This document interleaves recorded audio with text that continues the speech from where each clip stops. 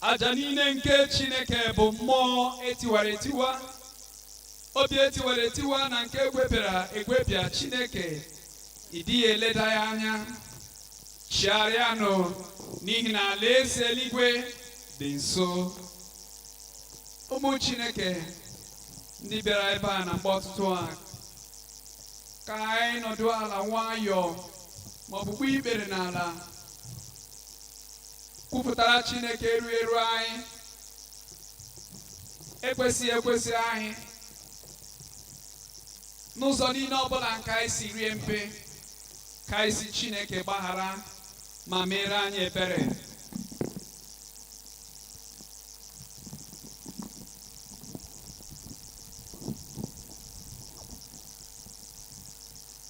Ka Chineke gbaghara ezinụlọ anyị, ụmụ, di, nwunye na ụmụnne na ikwu na ibe. Rịọkwa mgbaghara Chineke wee nye anyị dịka nzukọ, ọbụla dịka anyị bịara n'iru ya na mgbe ọtụtụ aha n'ife ya ofufe, na ihe niile ọbụla ga-abụ ọgbachi ka anyị ghara ịnata ngọzi n'aka Chineke na mbuli elu n'aka Chineke. Ka anyị rịọ Chineke biko si ya mere anyị ebere.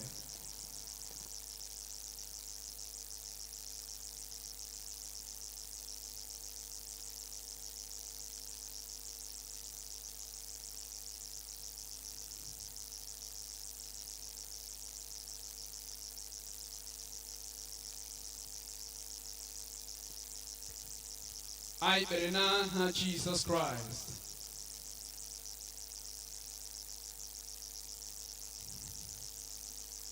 Chineke nna nke onye nwe anyị Jizọs Kraịst, onye na-agbaghara mmehie nke ndị niile chegharịrị n'ezie, ndị na-eji ya aghọ wee kwere n'ozi ọma. Onye nwe anyị arịọ gị ka ị mere ndị gị ebere dịka anyị kwupụtara mmehie anyị n'iru gị na mgbe ọtụtụ a. Gbaghara ma sachaa anyị, nye anyị ike ibi ndụ ọhụụ n'ime ọkpara gị bụ Jizọs Kraịst. Ka ndụ anyị malite ugbu a gaa n'iru wee tọọ gị ụtọ, ka aha nsọ gị wee bụrụ ihe buliri elu site na Jizọs Kraịst bụ onye nwe anyị. Ekpere nke onye nwe anyị.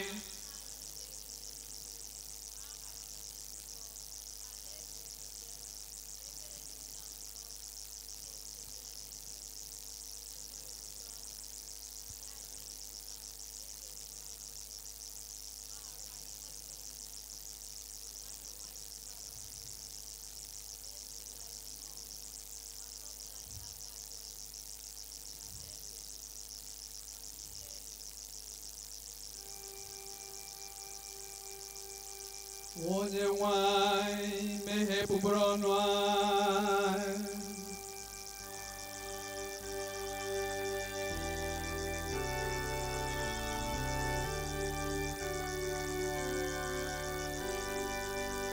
Chineke zọpụta anyị ọsọsọ.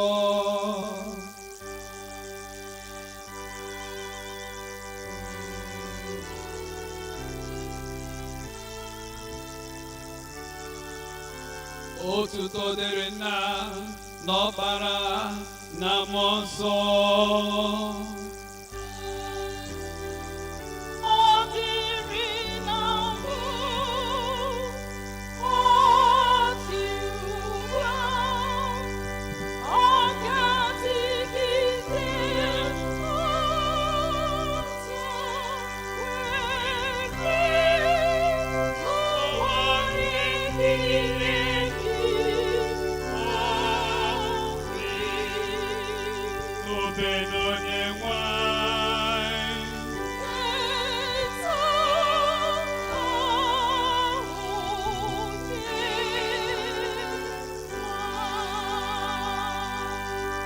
Anyị ga-aga n'iru n'ito ahụ onye nwe anyị mkpa. Anyị ga-agụ abụ ọma nke dịrị ụbọchị taa, abụ ọma nke 51, abụ ọma 51.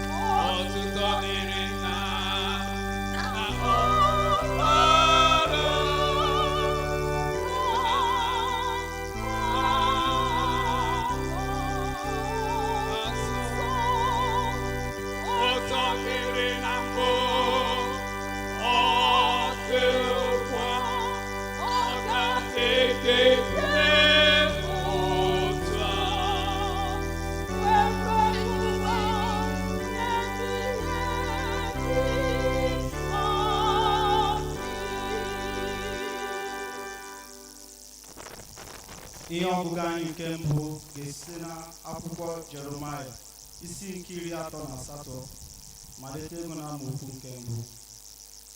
Jeremiah chapter 38, reading from verse 1.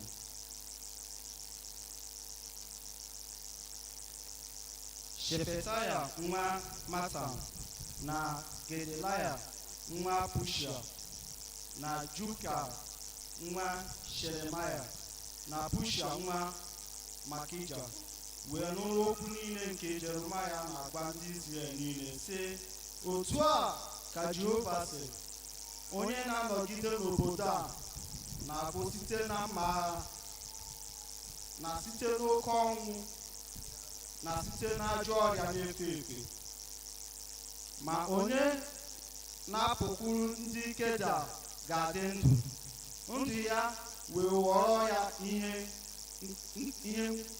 nketa, o wee dị ndụ. Otu a ka Jehova sị, aghaghị inye obodo a n'aka usuu ndị agha nke eze Babilọn. Ọ ga-ewerekwa ya ndị isi wee sị eze, biko ka eme ka nwoke a nwụọ, n'ihi na ya onwe ya na-eme ka aka ndị agha kụda bụ ndị fọdụrụ n'obodo a n'aka ndị Izrel niile, ịgwa ha okwu dịka okwu ndị a, n'ihi na nwoke a adịghị achọrọ ndị nke a udo, kama ọ bụ ihe ọjọọ.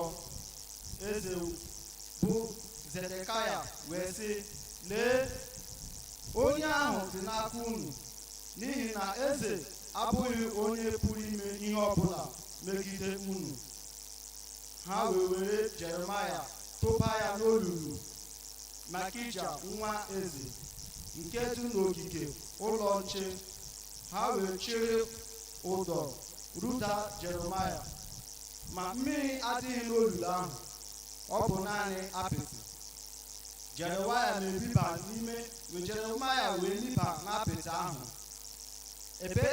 Ebed-Melek bụ onye Etiopia, onye bụ ọnụ ozi nke nọ n'ụlọ eze, wee nụrụ na ha tinyere Jeremaya n'olulu, ma eze na-anọdụ n'ọnụ ụzọ ama Benjamin. Ebed-Melek wee si n'ụlọ eze pụta gwa eze okwu sị, onye nwe m eze, ndị ikom ndị a emewo ihe ọjọọ n'ihe niile nke ha meworo Jeremaya bụ onye amụma, onye ha tụbaworo n'olulu ahụ. O wee nọ n'ọnọdụ ya n'ihi oke mgbu, n'ihi na nri adịghịkwa ọzọ n'obodo a.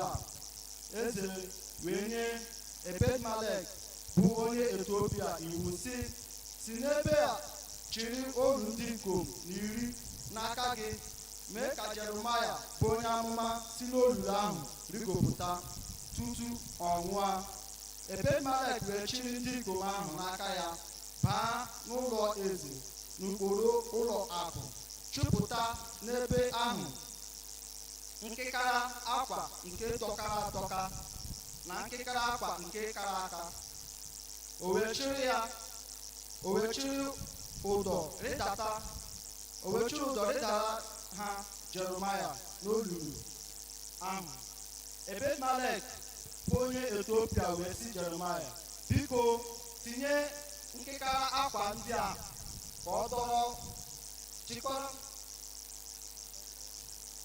si ya, biko chịrị nkịkara akwa ndị a nke dọkara adọka na nke kara aka n'okpuru mkpa abụghị abụọ n'okpuru ụdọ. Jeremaya wee mee otu a. Ha wee chịrị ụdọ ahụ dọpụta Jeremaya, wee mee ka o si na olulu ahụ rigopụta. Jeremaya wee nọgide n'ogige ụlọ nche ahụ. Nke a bụ okwu Onyenwe anyị.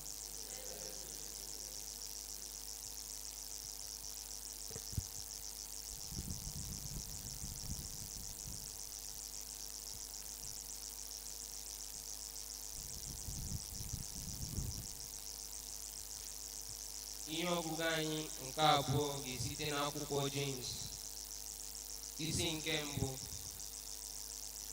malite n'amaokwu nke mbụ ruo na nke 15.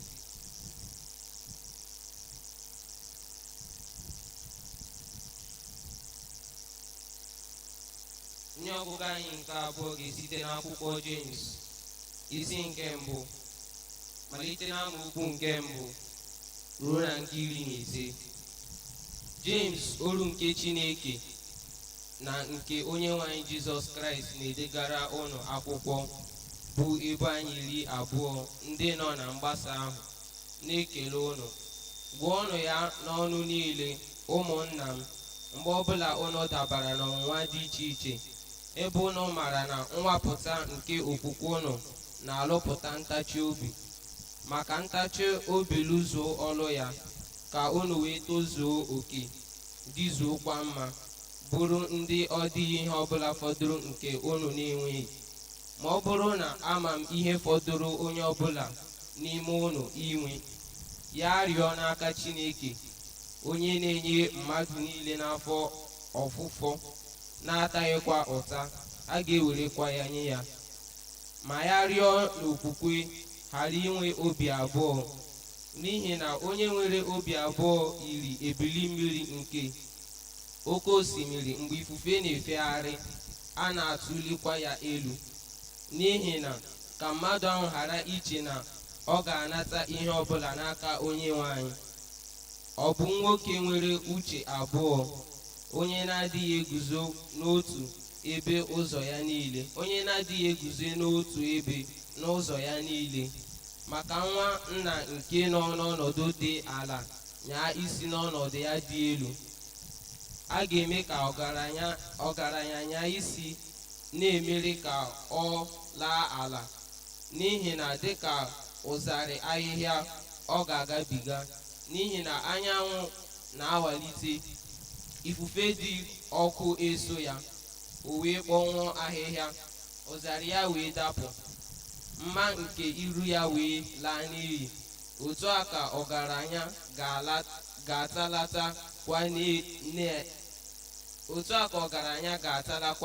ga-atalatakwa n'ihe ya niile.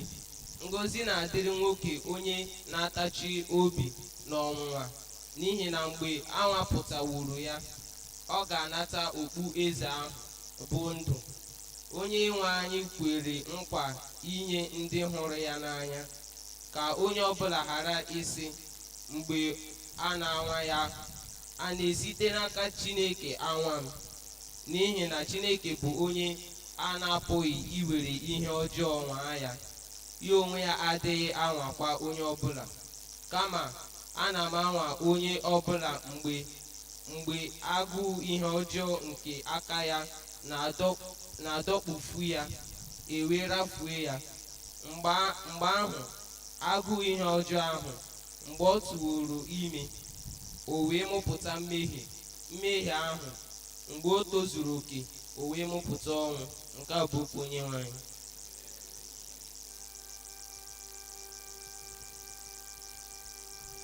Okwukwe nke ndị ozi.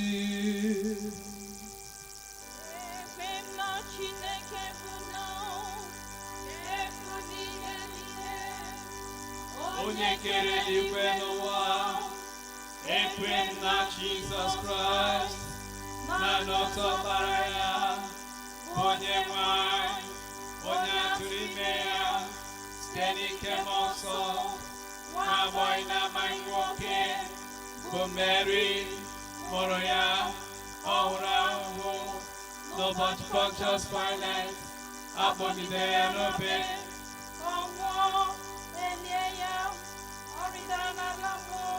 N'ụbọchị nke atọ, o sikwara na ndị nwụrụ anwụ bilie ọzọ, ọ rịgoro n'eluigwe, ọ nọ n'aka nri Chineke bụ Nna nke pụrụ ime ihe niile. Ebe ahụ ka ọ ga-esi bịa ikpe ndị dị ndụ na ndị nwụrụ anwụ. Ekwe m na Mmụọ Nsọ, na nsọ Katọlik dị nsọ, na mmekọ nke dị nsọ, na mgbaghara mmehie, na mbilite n'ọnwụ ahụ, na ndụ ebighị ebi.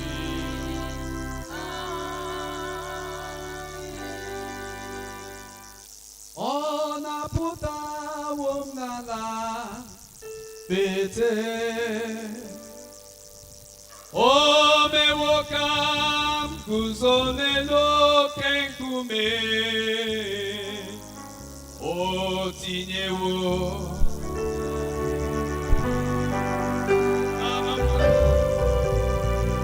abụ otito.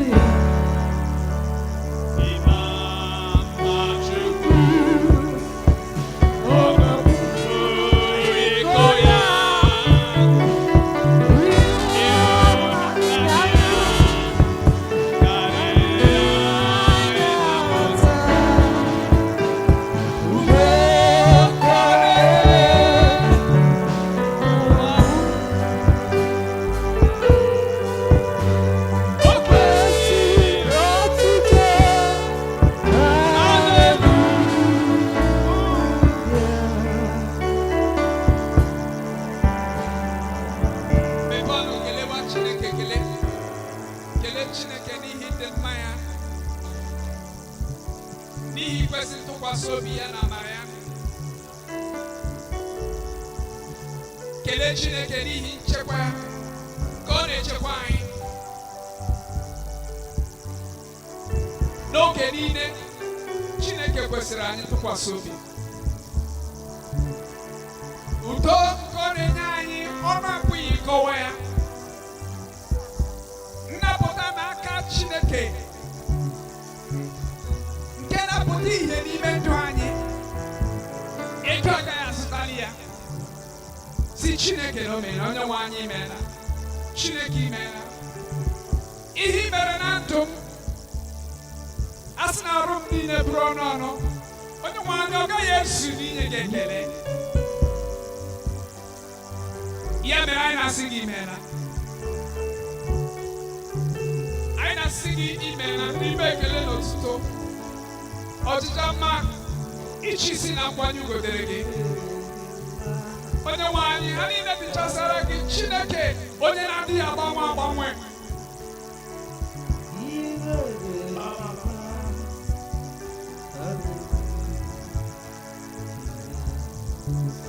Chineke napụtara anyị pụọ n'ibudo onye niile nke onye iro ekwensu. Akwụkwọ nsọ sị na ọtụtụ bụ ihe mgbu nke onye ezi omume, ma n'ime ha niile Chineke napụtara anyị. Si Chineke na omena, site na omena, n'ihi napụtara ya onye gị. Ọtụtụ n'ime anyị gbara okporo dị iche iche. Ụmụaka anyị gbara okporo dị iche iche. And the Lord delivered them.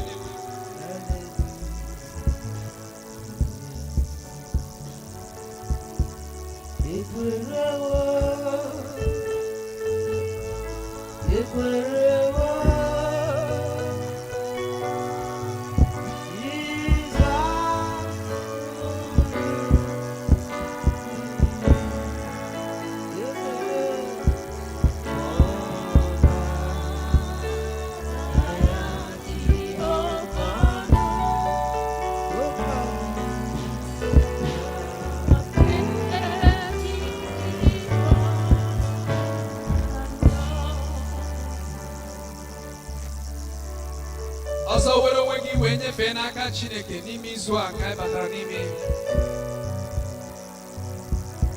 Gwa Chineke nọ ya bụrụ gị ebe mgbaba na ebe ewusiri ike. Rịọ ka Chineke chekwa gị. Rịọ ngọzi Chineke, rịọ mbuli elu. Rịọ nnapụta Chineke. Rịọ ka Chineke mezue uche ya na nkwa ya n'ime ndụ gị na n'ime ezinụlọ gị. Nyefee onwe gị n'aka Chineke.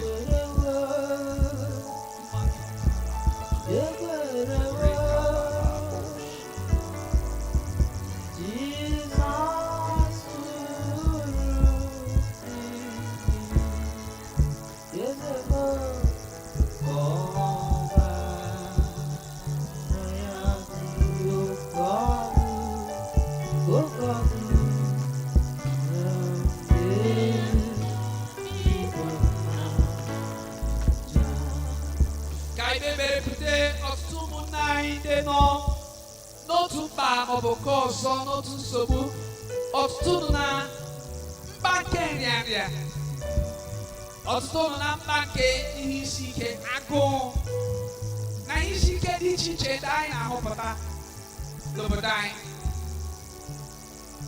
Ọtụtụ nọ na mkpa nke enweghị ọrụ. Ọtụtụ nọ na mkpa na nsogbu nke enweghị ụmụ. Ndị ọzọ nọkwa na mkpa nke enweghị di maọbụ enweghị nwunye. Ọtụtụ nọ na mkpa nke azụmahịa ha dị aga n'iru. Ọrụ ha na-arụ anaghị enweta promotion. Let us pray. Ka Chineke zute ụmụnne anyị ndị anyị na nsogbu n'ọnọdụ ha dị iche iche. Ọtụtụ bụ ndị mmadụ nwụrụ arụ, ha nọ n'iru uju. Ka iso ka Chineke kasie ha obi, ka Chineke gbaa ha ume.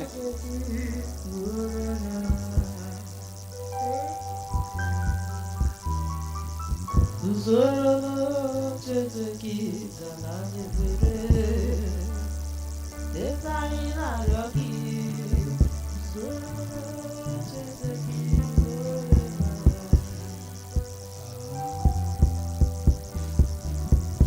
Uzoro chezeki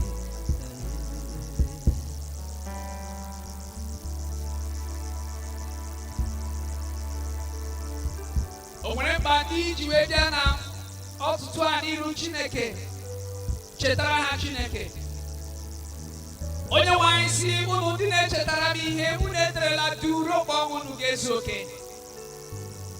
Onwe ndị na-arịọ Chineke n'oge ndị gara aga. Onwe ndị na-arịọ Chineke ọbụla dị n'ọtụtụ a. Ị na-arịọ Chineke ka Chineke mezue ka ọ pụta ihe n'ime ndụ gị. Chetara ya Chineke.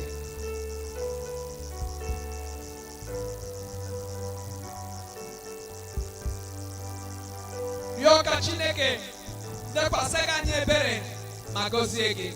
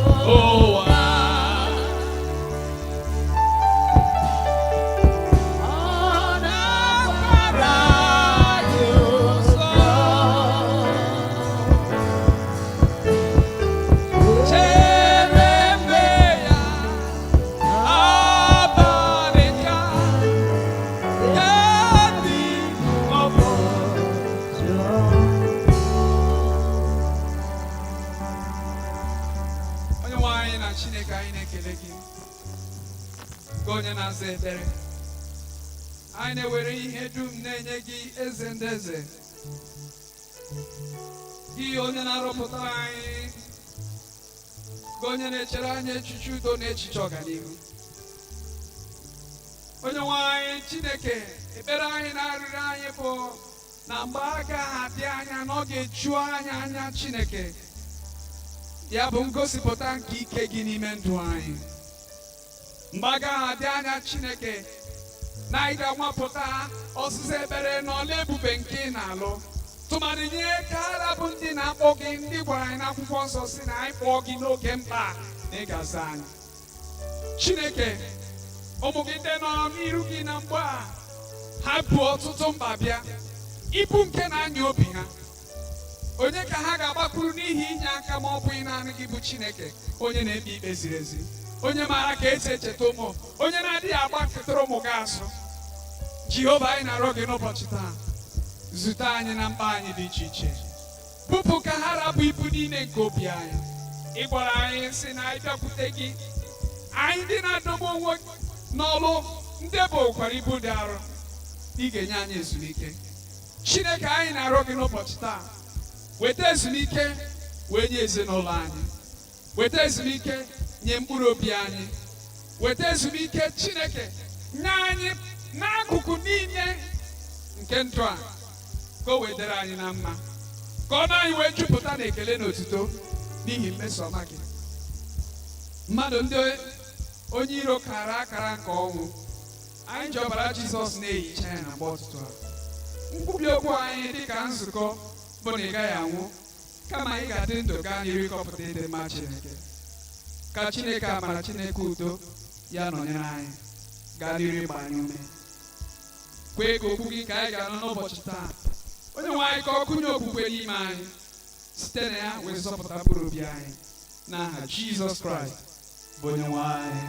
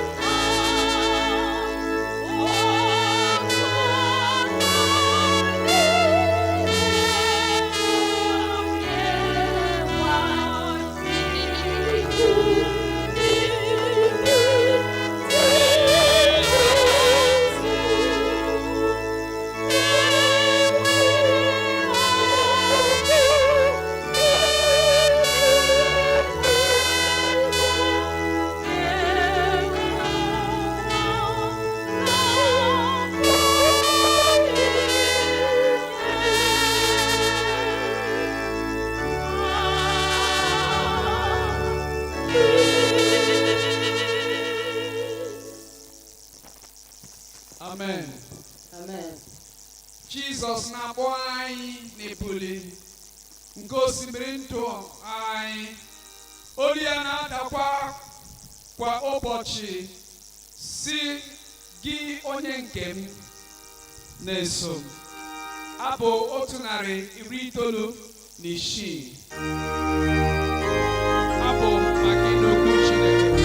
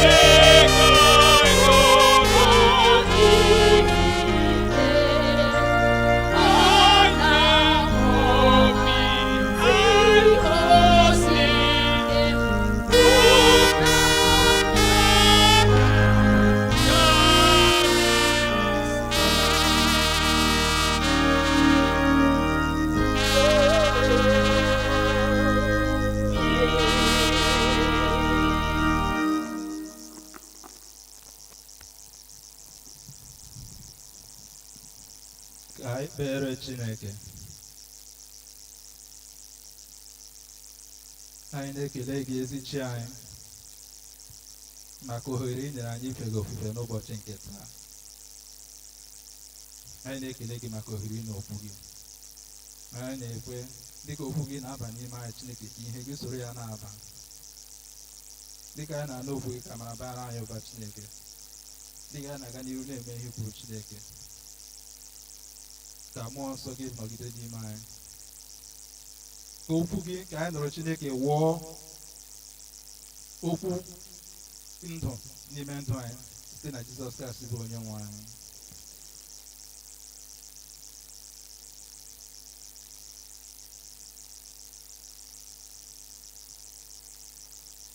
Ka m eji ohere a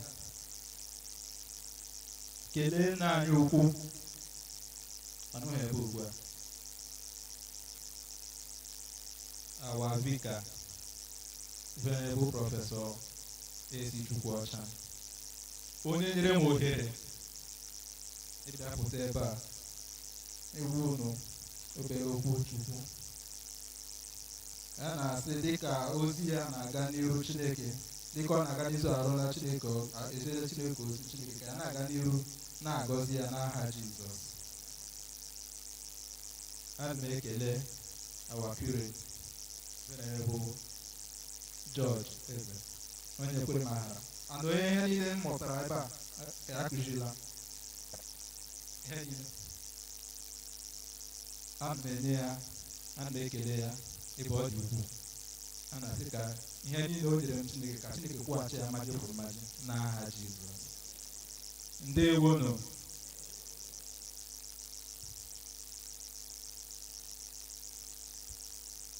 Ama m na ọtụtụ ahụrụ ụnụ nke ọma.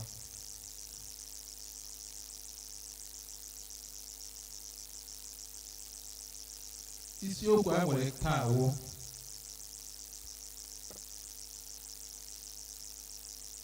ibi ndụ na-ebuli Kraịst. Ibi ndụ eji ebuli Kraịst. Living to magnify Christ.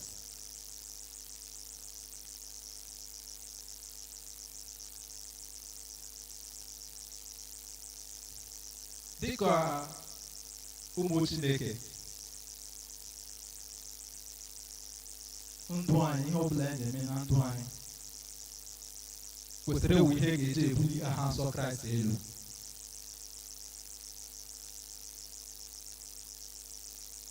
Ma okwukwe anyị, ihe a kwuru ekwu, ije anyị gara aga, mmekọrịta anyị na mmadụ ibe anyị kwesịrị ewu ihe ga-eji ebuli aha nsọ Chineke elu. Ọ ga-awụ ihe kwesịrị ibupụta aha Jehova ka ụwa niile na-ahụ ya. Ka a mara na site na ndụ anyị, amara na ndụ onye kwere na Kraịst na-adị iche.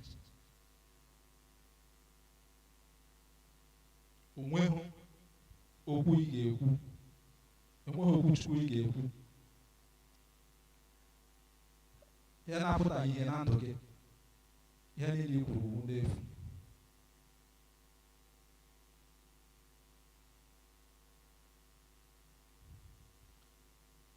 Ka anyị meghee akwụkwọ nsọ anyị na akwụkwọ Pọl degara ndị Filipaị,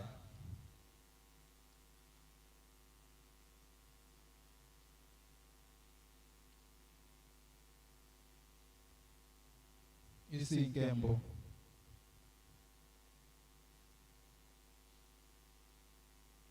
Anyị ga-amalite na amaokwu 20.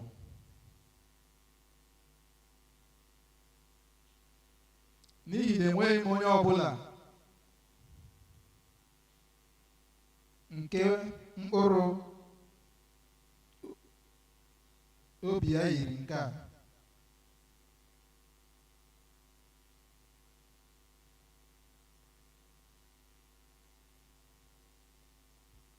I think eluzela ebe kwesịrị ịdị.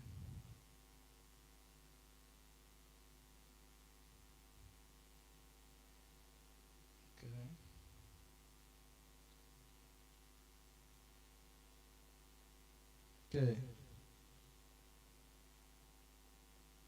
dịka olileanya siri ike na ntụkwasị obi nke m si dị n'ihe ọbụla, ọ dịghị ihere ga-eme m, kama na a ga-emekwa ka Kraịst dị ukwuu n'arụ m ugbu a, otu ọ dị mgbe niile, ma ọ bụ site na ndụ ma ọ bụ site n'ọnwụ, n'ime nkwuwa okwu niile. N'ihi na ebe m nọ, ịdị ndụ bụ Kraịst, ịnwụ anwụ bụkwa uru. Ma ọ bụrụ na ịdị ndụ na anụ arụ bụ oke m, nke a bụ mkpụrụ nke ọlụ m, ihe m ga-arọpụtakwa amaghị m. Ma anọ m n'ebe dị mkpa n'etiti ihe abụọ ndị a. Ebe agụụ ịla na ịnọ n'ebe Kraịst na-agụ m, n'ihi na ọ kachasị mma nke ukwuu.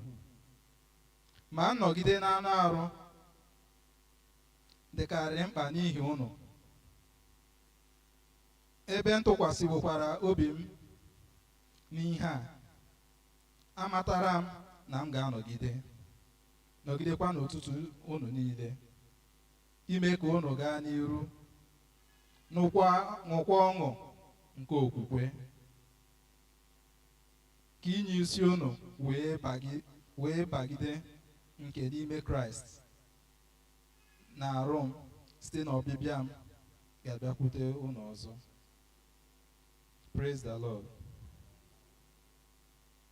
Ka anyị garụkwa ya n'okwu bekee ka anyị mara na anyị ghọtaga ihe agụga. According to my earnest expectation and my hope, that in nothing I shall be ashamed, but that with all boldness, as always, as now also Christ shall be magnified in my body, whether it be by life or by death. For to me, to live is Christ, and to die is gain. But if I live in the flesh, this is the fruit of my labor. Yet what shall I choose? I wot not. For I am in a strait between two, having a desire to depart and to be with Christ, which is far better. Nevertheless, to abide in the flesh is more needful for you. And having this confidence, I know that I shall abide and continue with you, all for your furtherance and joy of faith, that your rejoicing may be more abundant in Jesus Christ, for me, by my coming to you again.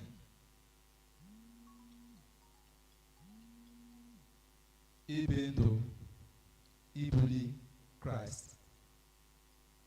Anyị bịa n'akwụkwọ nsọ, adị m sure na enwere onye m ga-atụ anya na ndụ ya ihe niile o mere, ozi niile ọ gara,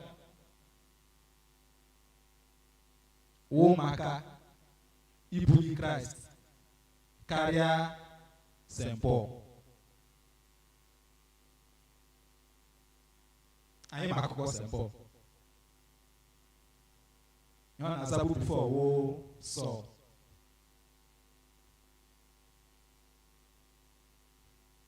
Bụrụ onye Farisii, ndị nwere ọnụọgụgụ, ndị na-agụ na-akụ ọkwa iwu nke Moses. And Paul ahụ mgbe ahụ ọ na-awụ onye na-ata ndị Kraịst ụta. He was a great persecutor of Christians.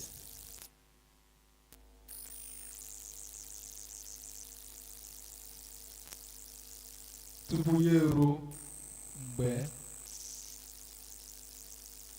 Jizọs Kraịst zọpụtara ya n'ụzọ Damaskọs, ruo mgbe ihe Jizọs Kraịst zọpụtara na ndụ ya, ndụ ya echegharịa. Malite mgbe ahụ, adịghị m sure na e nwere onye ọzọ rekọdụrụ in the Bible ndụ ya, ihe niile o mere kwụrụ ụfọ ka ebulie aha Kraịst elu. Ihe a onye ma ama mgbe ọ na-ebido ịga ozi, ọ ma ama na ahụ nọ n'ime ozi ahụ ọ na-aga. He was well aware that suffering is before him.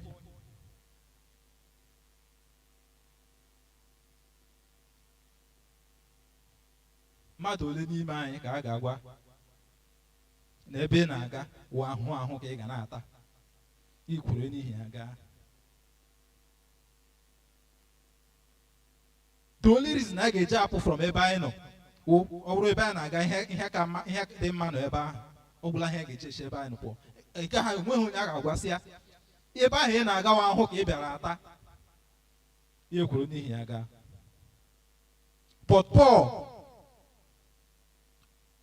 n'isi ọma na ozi ọ na-agawu ozi ahụhụ, maka onye wawo onye na-ata ndị na-agakwa ozi ndị gara aga, onye na-ata ha ahụhụ, so ọ ma ihe nọ n'ime ya. He knows what is there. But Paul sị bido ugbu a ndụ ya niile gawo maka ibuli aha Kraịst.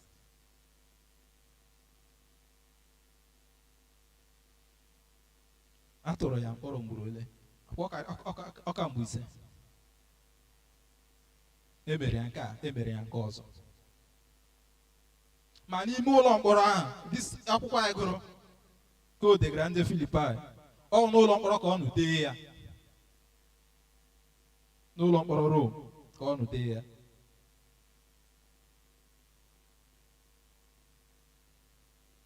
N'ime ụlọ ihe mkpa ya hụ otu o si apụta ebe ahụ, mkpa ya otu o si edoge ndị chọọchị nọ na Filipai, otu esi atụziri ha aka.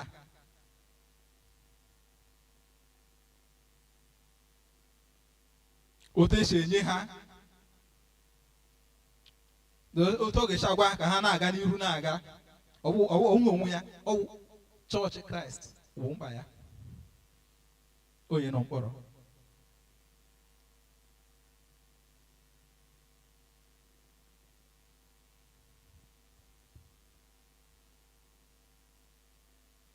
so anyị ga-eji onwe anyị, anyị ga-agwa onwe anyị, ọ bụrụ anyị nọ n'okiti n'ime mkpọrọ ahụ, the only thing anyị ga-eche ọ bụla otu anyị si ebe ahụ apụ.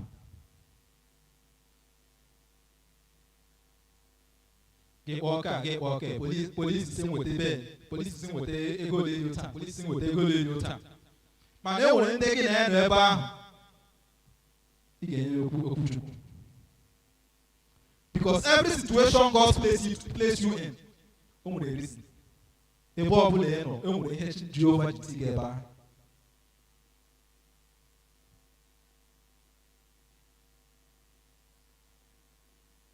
Paul hụrụ mkpọrọ etile ya, because o dere ndị na-eche nche na mkpọrọ ndị ha enweghị enwe ohere pụta bịanụ ya mgbe ọ na-ekwu okwuchukwu n'ezi. Ya sị ugbu ọ nọ ya ka ya si ohere a na-agwa ha na-ebuli Kraịst elu. He saw his imprisonment as an opportunity to magnify Christ.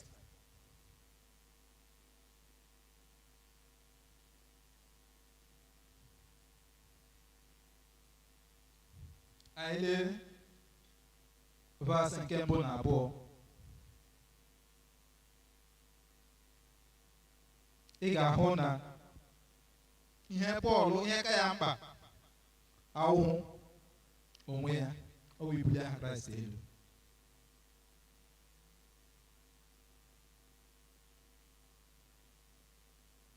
Anyị lee onwe anyị ugbu a, otu anyị dị ugbu a na anyị lee onwe anyị anya, o nwere ihe ga-asị ihe ka ya mkpa na ndụ ugbu a bụ ibuli Kraịst elu.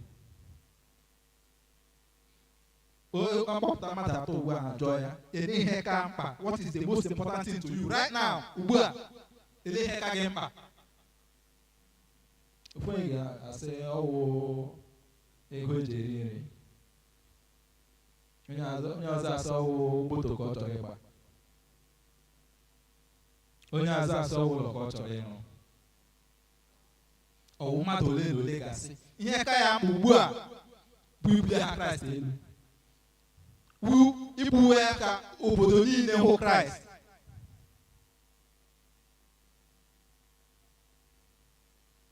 ọwụhụ mepụta ebe a bịa igwe okwuchukwu, ọwụhụ mepụta ebe a, ọwụhụ onye niile ga-enweli ohere ịpụta bụ igwe okwuchukwu.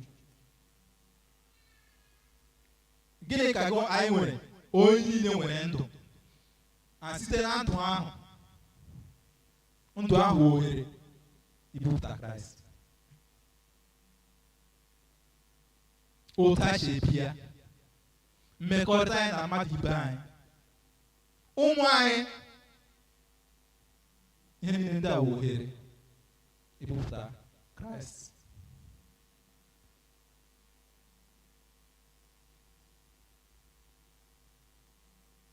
Onye chọrọ ibupụta Kraịst, ihe ka mkpa na mbụ o nwere Kraịst na onwe ya, o nwere ị ga-ebupụtawo ihe na-enweghị. So oke ka mkpa o nwere Kraịst n'ime onwe gị.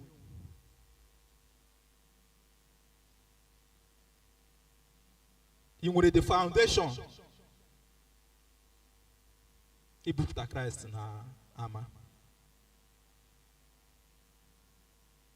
Anyị lara ugbu a na mmadụ ole ga-ebuli ihe Baịbụl ya elu till Sunday?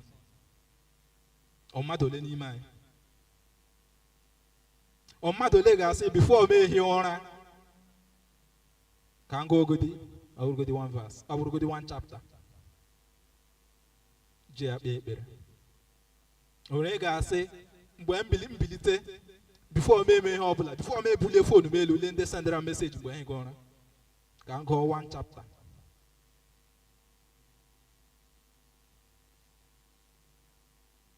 Ọ bụrụ na enweghị ihe Kraịst n'ime gị, enweghị ike ebupụtawo. Mkparị niile, ndụ gị niile awụọla efu. Without a substance to show for it, without Christ to show, your life is a waste.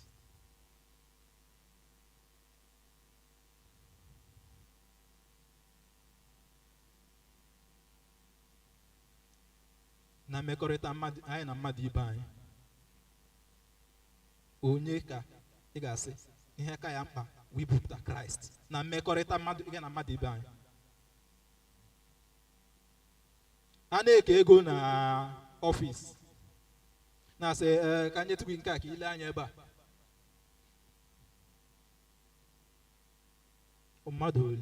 Mmadụ ole ga-ahụ ihe ahụ asị ohere e nyere ha enye iji bupụta Kraịst, bulie ya elu? Mmadụ ole ga-anara ya kpachi akpa, lefuru anya, na-ebutu Kraịst n'ala?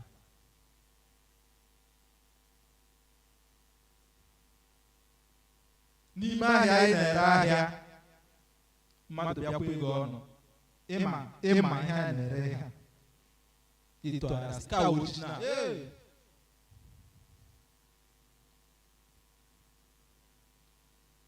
ka straight from London. Ịma ihe ọrụ gị were ya kwụcha gị were gote ya ba.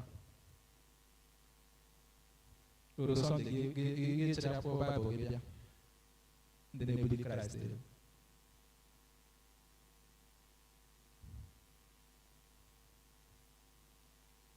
Abụ ọjọọ ndị mmadụ ajụjụ maka gị, asị enwere ndị ma so ya onwere onye ga-asị tema bụ onye ọma, ga-asị hapụ onye ahụ ma okwuru.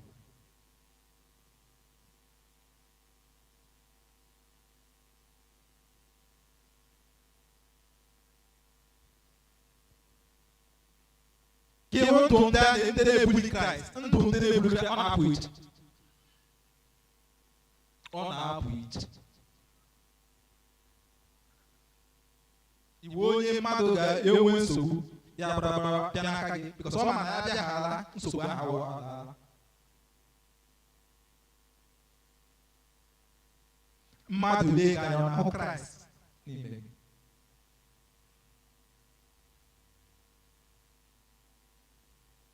O nwere ndị ọ ga-ahụ ya pụta ebe a, they preach elu preach a pụta.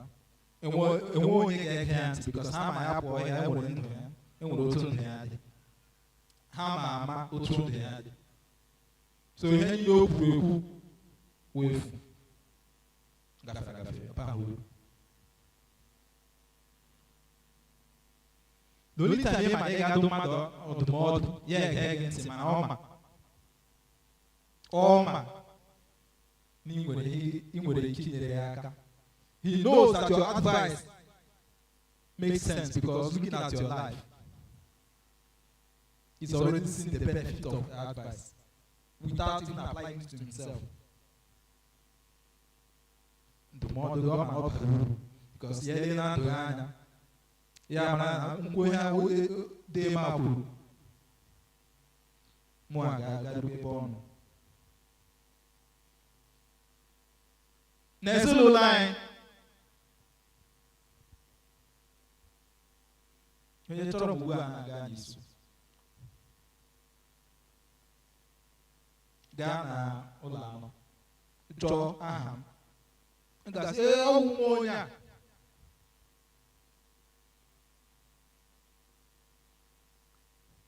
maka ihe na-eme ihe ọ bụla mere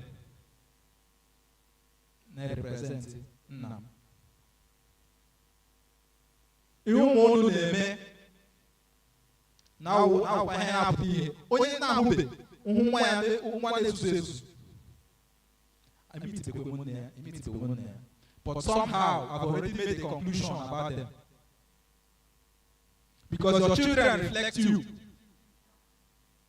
Ọ bụrụ na ụmụ gị na-ebupụta Kraịst anyị amara na onye nwe nwa ugbu onye na-ebupụta Kraịst.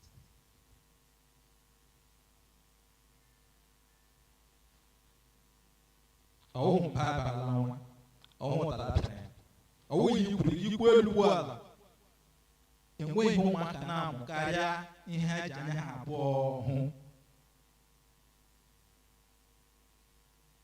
ị ga-agwa onye nkụzi a ga-akpọ gị si na nwa gị alụọla ọgụ na skuul ya yọta gị ba echi ya pụọ hụ gị iko gị n'ahịa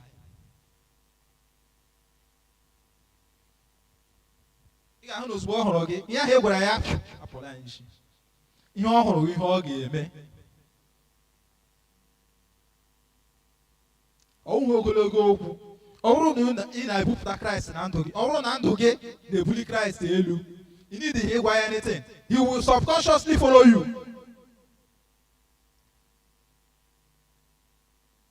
You need to ịgwa ya otu ahụ isi ebi ka ọ ga-esi ebi and ihe ga-keep in mind is our family, our children, our spouses, ndị di anyị na ndị nwunye anyị, ụmụ anyị na ụmụnne anyị. Ndị ka ahụ bụ ndị ọ na-adị mkpa ọ bụrụ na anyị bụ okwu Chukwu n'ime ndụ anyị ọ na-adị mkpa ka anyị hapụ ụzọ ọnụ ya maka ndị bekee sịrị charity begins at home. Ị gaghị apụta ikwu okwu ahụ nwanne gị ọ na-ezuzugharị a ga-asị ihe i kwuru ọ bụrụ na ọ baala ya uru olee otu o chabara mụ na onwe m uru mụ a na-amaghị onye ewu.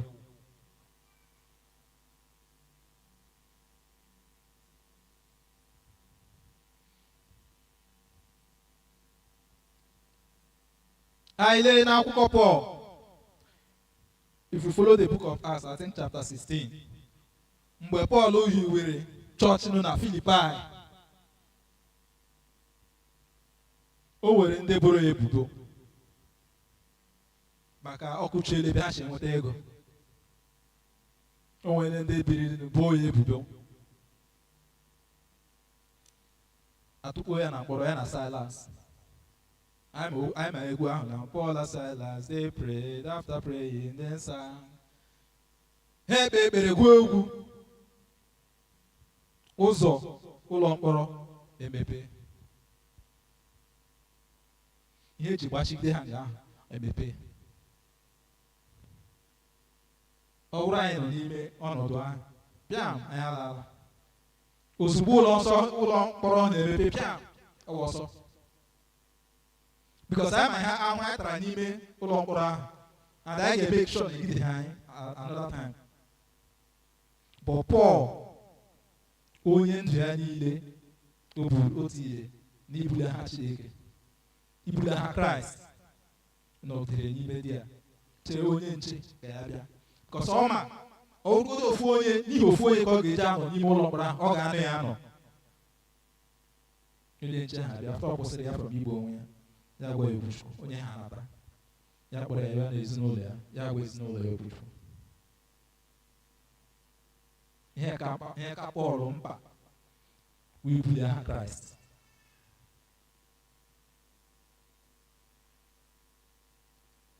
N'ọnọdụ ọbụla anyị nọ n'ime ya, anyị ma ihe ra ihe siri ike, anyị ma ihe siri ya akpara eso wego ole na fuel wego ole, anyị ma ihe siri ike, ma ihe niile siri ike ohere iji ebuli Kraịst elu.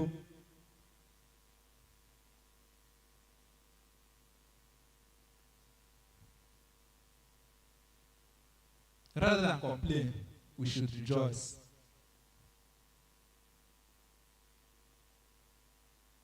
Maka enwere onye na-enye anyị ikikere. Paul dere na I can do all things through him that strengthens me. Ịma onye na-enye ikikere, Kraịst na-enye ikikere. Mgbe onye niile na-ebe akwa na-aga na-achọ otu nche enweta ego, ụzọ ọbụla na-adịghị igidosi ike, mara na enwere onye ị na-eso, ịmụrụ onye ị na-ebupụta aha ya.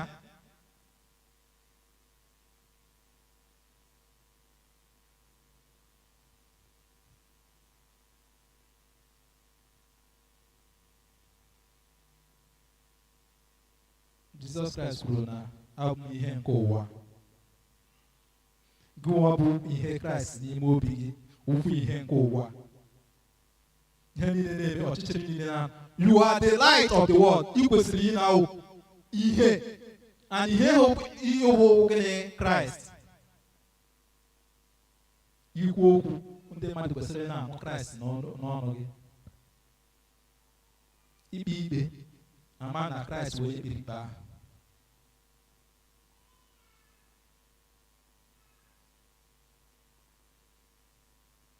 Ka Jizọs Kraịst nyere anyị aka n'aha Jizọs.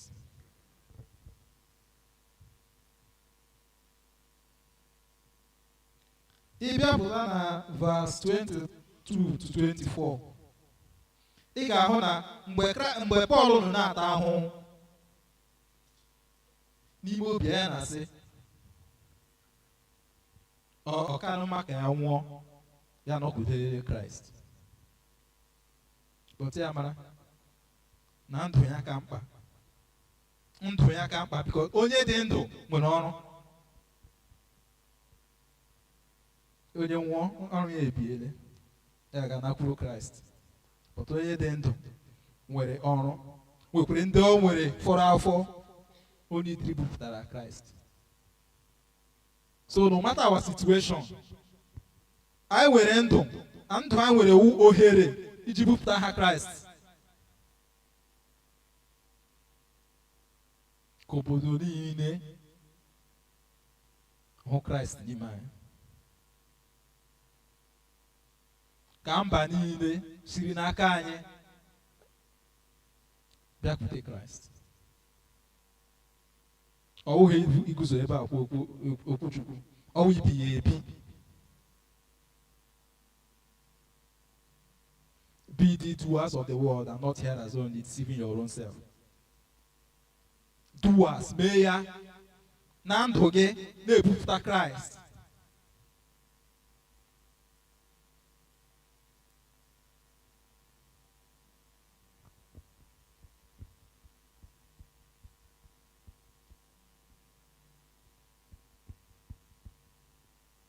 Ị ga-enwere ebe ị ga-aga, onye niile nọ ebe ahụ ya wụọ ọṅụ. Verse 25 and 26. Paul, his presence with the Philippians was cause for joy and growth of faith. Naanị ọbịbịa ọ ga-abịa n'etiti ha, ọṅụ na mbulite okwukwe ha. Ọbịbịa gị ọ na-ebulite okwukwe ndị mmadụ.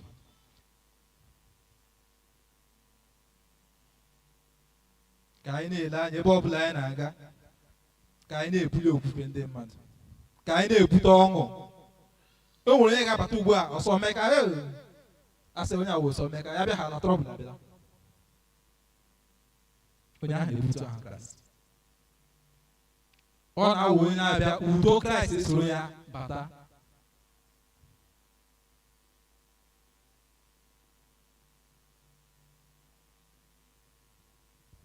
Ka anyị ji aka anyị doo onwe anyị ọdụ, ka anyị kwulite ugbu a sị na dịka Pọl tinyere ya ndụ ya niile n'ibuli aha Kraịst elu, ka anyị siri okwu otu ahụ tinye ndụ anyị ibuli Kraịst elu. Dịka anyị na-eme otu a, Chineke ga-agọzi ya n'aha Jizọs. Ka a kpere Chineke.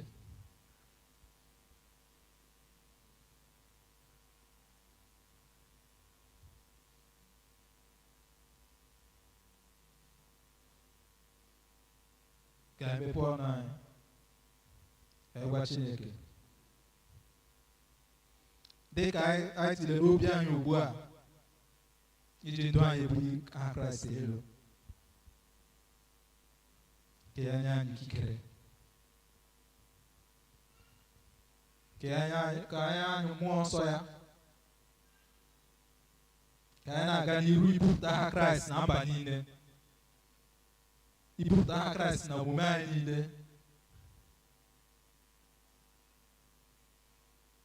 Ka amara ya bara anyị ụba. Ezi Chi anyị, anyị na-ekele gị maka okwu anyị nụrụ n'ụbọchị nke taa. Anyị na-ekele gị maka anyị ma na ọ ga-arụ ọrụ na ndụ anyị, ọ ga-amụ mkpụrụ obi na ọ ga-amụ mkpụrụ na ndụ anyị, ọ ga-ebute ihe gị na ndụ anyị. Dịka anyị na-aga n'iru Chineke na-asị malite ugbu a na anyị ga-ebuli aha Kraịst elu, anyị ga-ebupụta ya na mba niile. Ka amara gị bara anyị ụba, ka mmụọ nsọ gị bịa ọtọ n'ime ndụ anyị, ka ikikere gị bịa ọtọ n'ime ndụ anyị site na Jizọs Kraịst bụ onye nwe anyị. Amen. Thank you very much.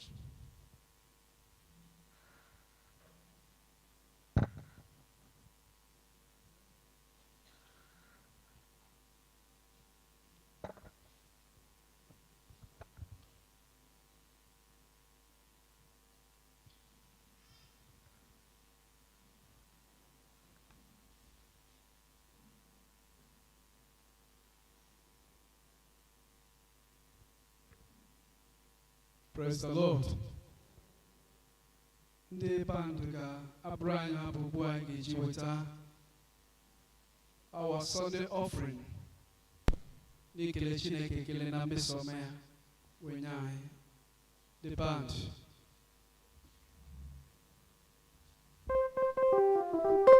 Mgbe ndị band na-abụ abụ, biko anyị ga-eme gara gara. Hallelujah. Amen.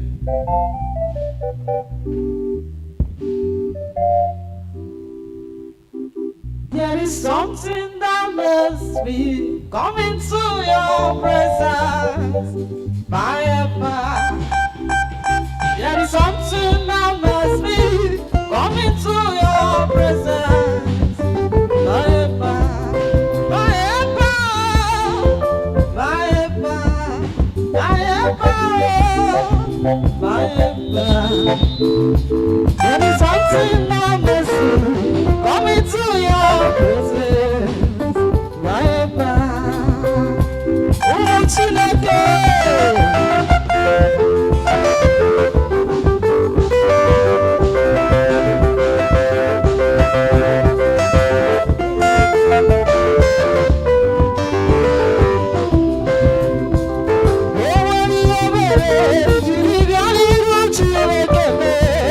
Oh,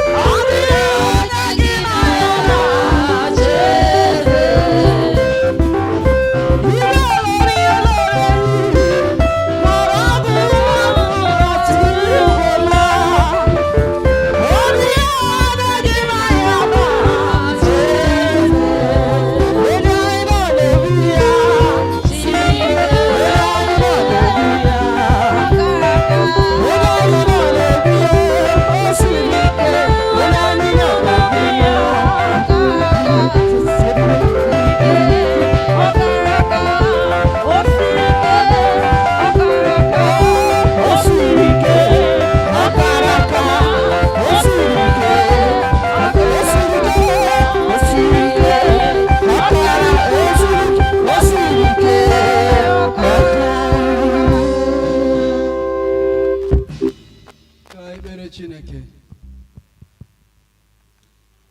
Otito niile na nsọpụrụ niile, ọjịja mma na ịchị isi, nkwanye ugo doro gị nna mgbe ebighị ebi. Chineke onye hụrụ anyị n'anya, onye na-echere anyị echiche udo na echiche ọganihu, onye ọ bụ ọchịchọ nsọ ya na anyị ga-anọ n'ahụike na-aga n'iru dịka mkpụrụ obi anyị na-aga n'iru. Onye nwe anyị na-atụrụ gị mma mma n'ụbọchị taa, na-ekele gị n'ihe ọtụtụ ihe ukwuu nke i mere n'ime ndụ anyị. Anyị bịara n'iru gị Chineke iji ihe onyinye anyị bịa kelee gị ekele. Onye nwe anyị, n'agbanyeghị na ihe ndị a dị ntakịrị, ma Chineke site n'ala ala obi anyị na-asụpụ n'ọṅụ n'ihi mmeso ọma gị. Ya mere anyị na-arịọ gị nara aja onyinye ndị a nke a ji wee bịa n'iru gị. Gọzie anyị niile n'otu n'otu, gọzie ezinụlọ anyị, gọzie ụmụ anyị, gọzie ndị di anyị, gọzie ndị nwunye anyị, ka ọpụpụ anyị na mbata anyị bụrụ ihe a gọziri agọzi n'aha Jizọs Kraịst. Wezụga ihe nripịa n'etiti anyị, akpata atụfuo Chineke ọ gaghị abụ ụka anyị. Ịgba mbọ anyị niile Chineke anyị ga-abụ ihe a gọziri agọzi. Otuto na nsọpụrụ dịrị gị Chineke. Ụmụ gị ndị gburu ikpere n'ala na ọta gị ka anyị na-eche n'iru gị. Ọ wụ ekele ka ha na-ekele gị, nara aja ekele ha dịka aja Ebel. Gọzitụbọ ha. Onye nwe anya ụwa arịrịọ ka ha na-arịọ gị Chineke, ịsịrị anyị na anyị kpọkuo gị n'oge mkpa na ị ga-aza anyị. Chineke anyị na-arịọ gị biko zaa ha na mkpa ha niile Chineke, ka ọṅụ ha wee bụ ụba. Anyị enyefe unu n'aka Chineke nke pụrụ ime ihe niile. Ka Chineke chekwaa unu, ka Chineke nọnyere unu, ka Chineke mee ka ihe nsọ ya ka ọ na-amụkwasị unu ugbu a na mgbe niile ebighị ebi. Amen. Amen.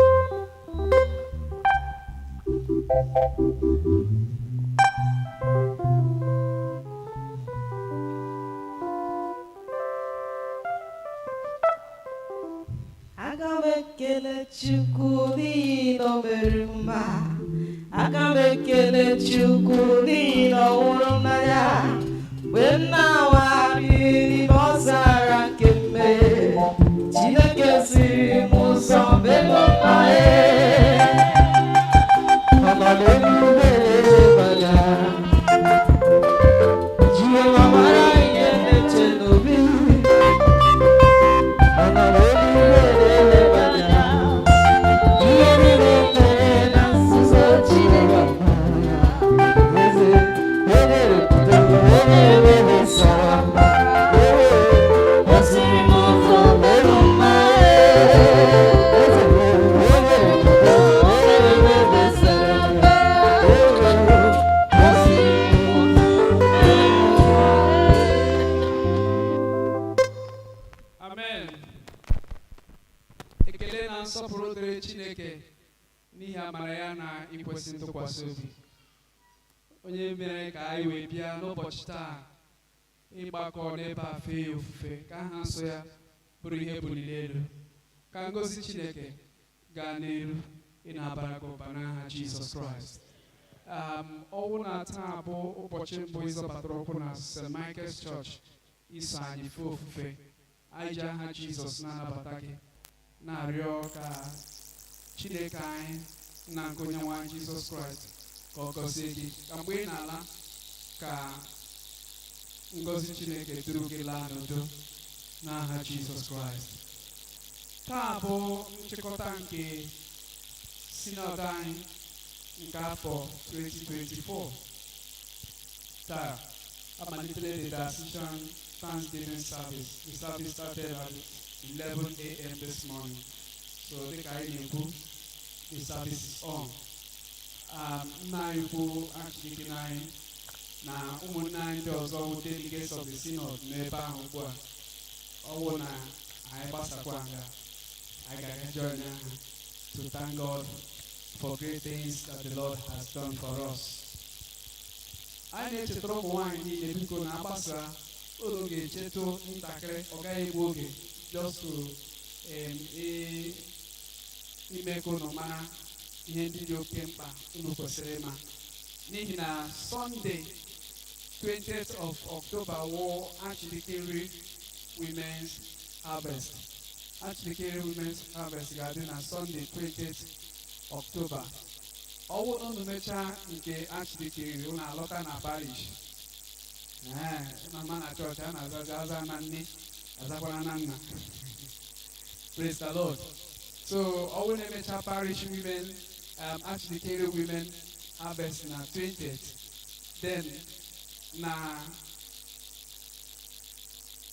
November 3rd, a ga-enwekwa parish women harvest.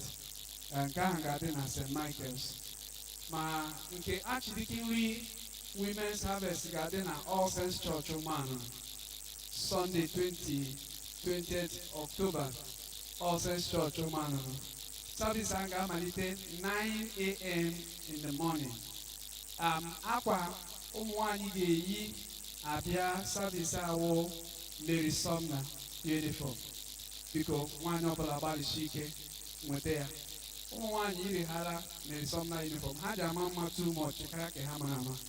So I want to encourage you to put on your own uniform.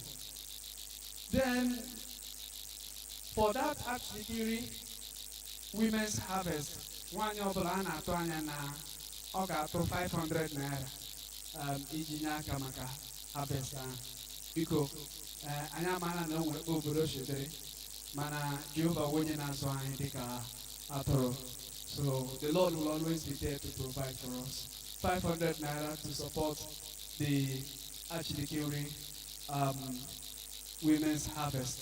Then for the parish women harvest, our parish annual St. Michael's Nonga, na ụmụnne anyị ndị ke nọ na chapel, ọ ya mekiri ihe anyị na-akpọ Obinze parish.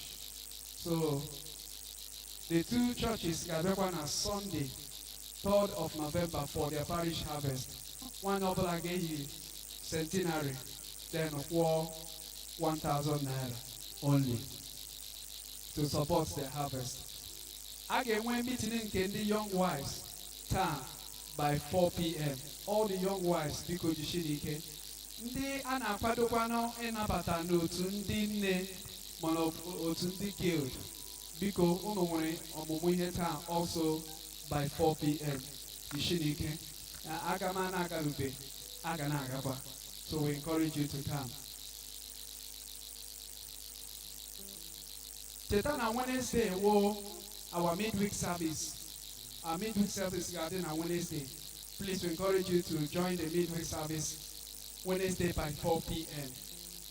All by Nadia, I na Chineke no call for Nkechule Bebe Chineke to sidera inobi, and God will do and hear our prayers in the name of Jesus Christ. And also our Bible study host today by 4:30 p.m. We encourage you to please join the Bible study.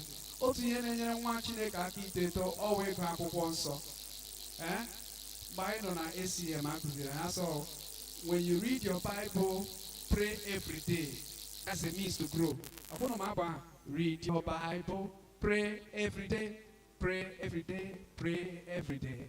Read your Bible, pray every day if you want to grow. Now that's I'm the ACM. Lady, oh ACM give me many progress, but only time when I did me ACM. I'm not budget with the guy.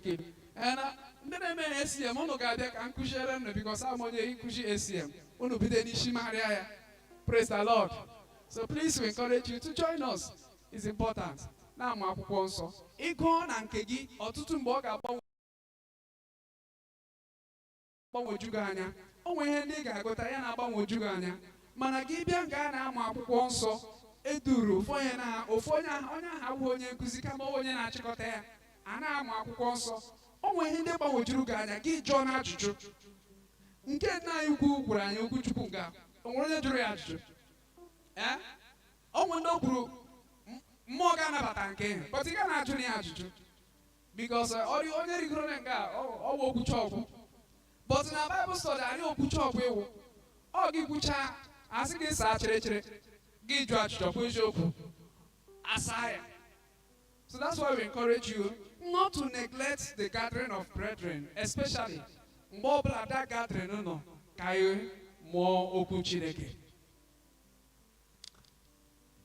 Finally, anyị na-echetara ndị nna niile echi gara aga anyị mere our breakfast meeting.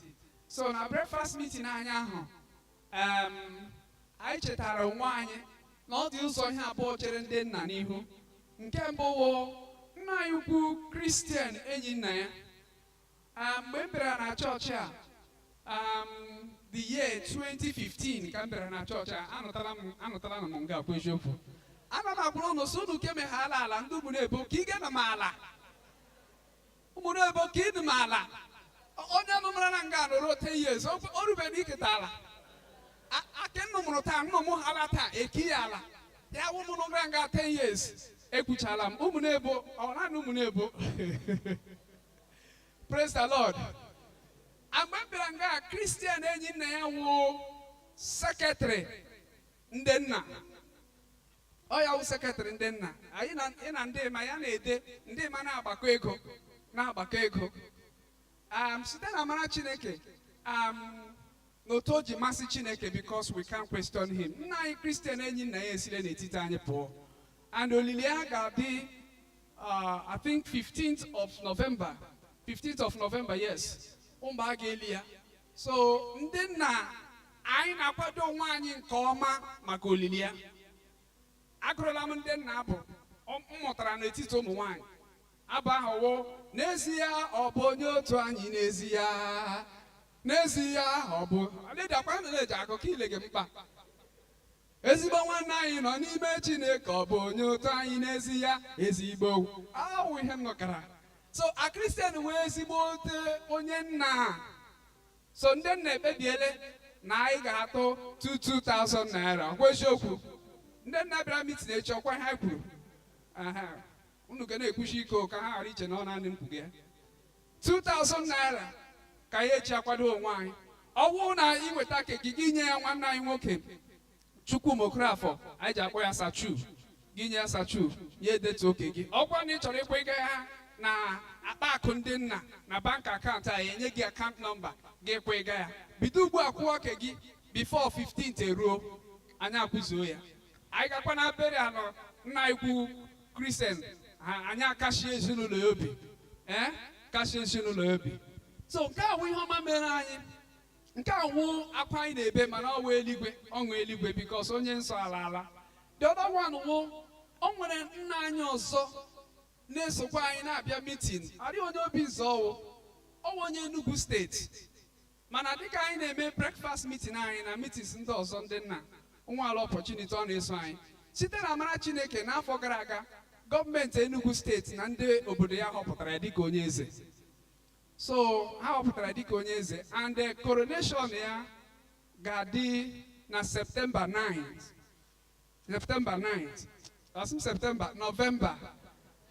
9th ka a ga-enye edu ya n'iyi ọrụ. So ndị nna na meeting anyị kpebikwara sị ebe Chineke mere anyị ihe ọma dị otu leta otu onye n'etiti anyị mee onye eze na very soon Chineke echetara anyị ọ ga-emekwa otu onye gọvanọ n'etiti anyị. Ọ ga-eme otu onye gọvanọ n'etiti anyị. Ọ na-ama. So anyị asị iji kwado ihe ahụ na anyị ukwu ahụ meghe na ndị nna niile ga-atụ ụgwọ 1,000 naira. Anyị tụọ 1,000 naira. Ebe ọ bụ Enugu steeti anyị ga-ama ihe anyị ga-eme weda ma anyị ga-aghara moto remont anyị ejikama Enugu steeti maka ka elukwena ego anyị tọtara okpuri tụrara ya Enugu anyị atọrara ya. So onye nna niile biko jishi n'ike aka eke gbasara anyị. Ụmụ nwaanyị tụmaki ha ji atụ ya pịam ụmụ nwaanyị atụchana.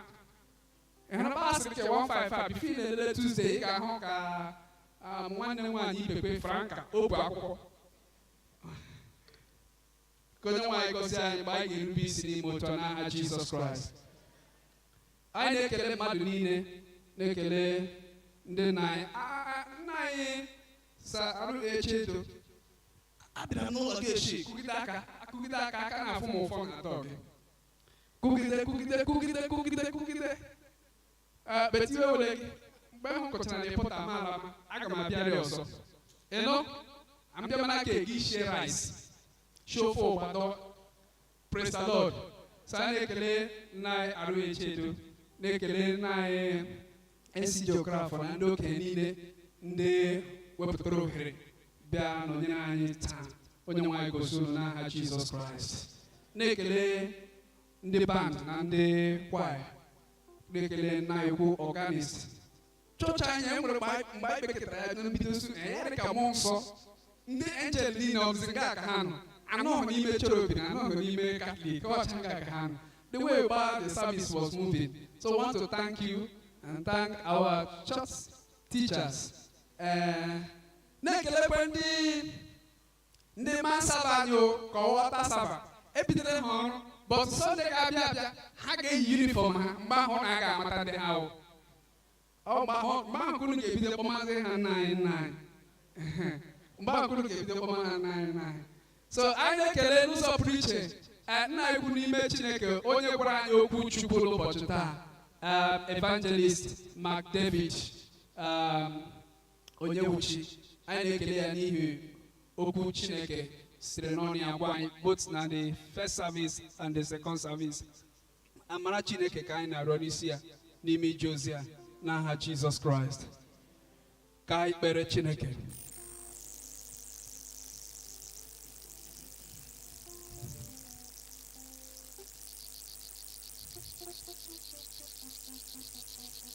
Otuto dịrị Chukwu n'ihe nụrụ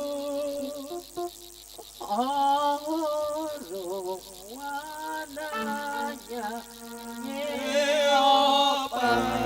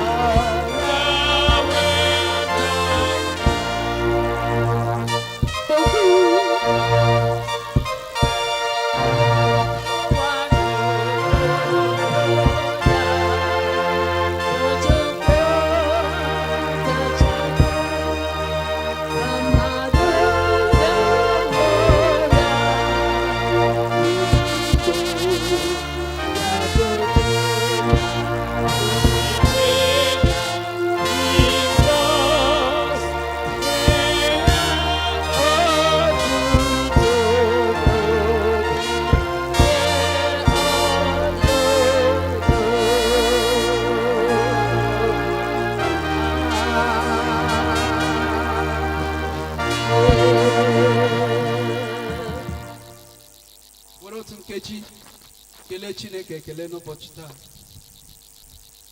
Werekwala onwe gị nyefee Chineke n'aka n'ime izu a. Ka Chineke duo gị, ka Chineke nọnyere gị, ka Chineke nọpụta gị na ihe niile ọbụla bụ ihe mkpọbi ụkwụ.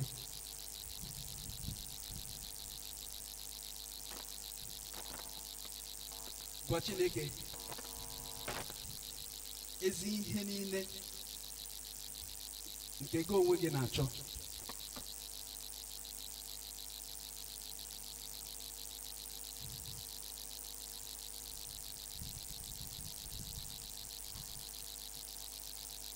Onye nwe anyị nụrụ ekpere anyị n'aha Jizọs Kraịst. Ka udo nke Chineke nke karịchasịrị nghọta mmadụ chebe obi unu n'ọmụma na ịhụnanya nke onye nwe anyị Jizọs Kraịst. Ya mere ka ngọzi nke Chineke nke bụ Nna, Ọkpara na Mmụọ Nsọ ya dị n'etiti unu, ya binyere unu ugbu a na mgbe niile ebighị ebi.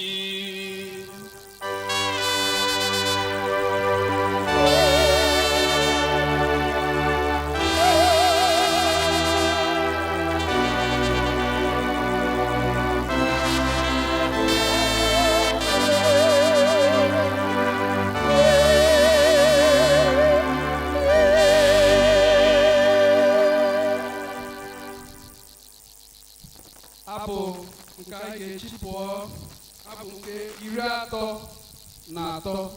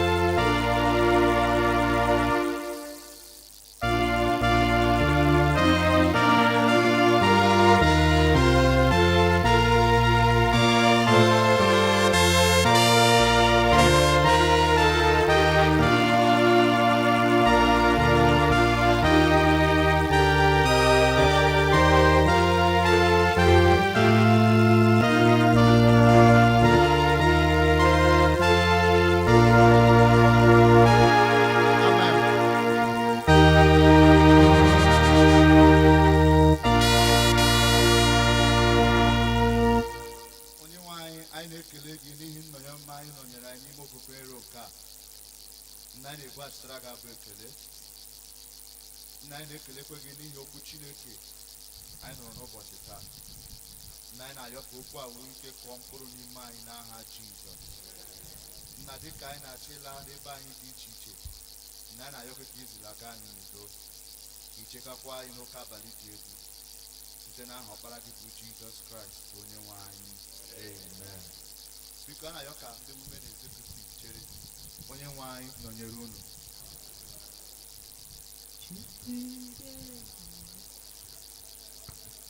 Praise the Lord.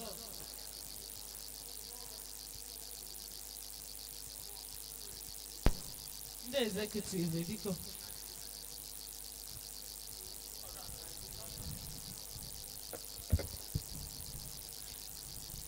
Na Bolachi.